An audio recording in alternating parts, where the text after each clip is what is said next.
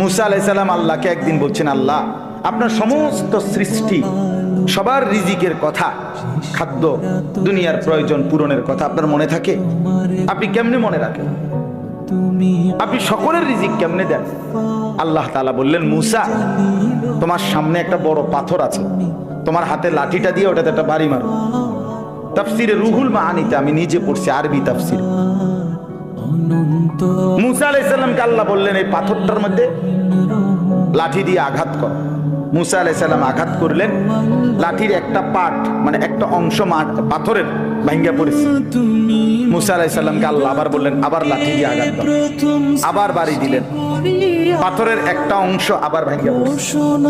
আল্লাহ বলেন, আবার মারো, আবার মারো। 4 বার মুসা নবী ওই বড় পাথরটার মধ্যে আঘাত করছে। 4 বারে মোটা মোটা 4টা টুকরা ভাঙ্গা ভাঙ্গা পড়ছে। এই 4র্থ বারের পরে এই 4টা মোটা মোটা টুকরার ভেতর থেকে একটা ছোট্ট পোকা বের হইছে। মুসা আলাইহিস সালাম দেখতেছে এটার মুখের মধ্যে একটা ছোট্ট সবুজ একেবারে পিচ্চি পাতা, এটা কুটকুট কুটকুট করে খাইতেছে।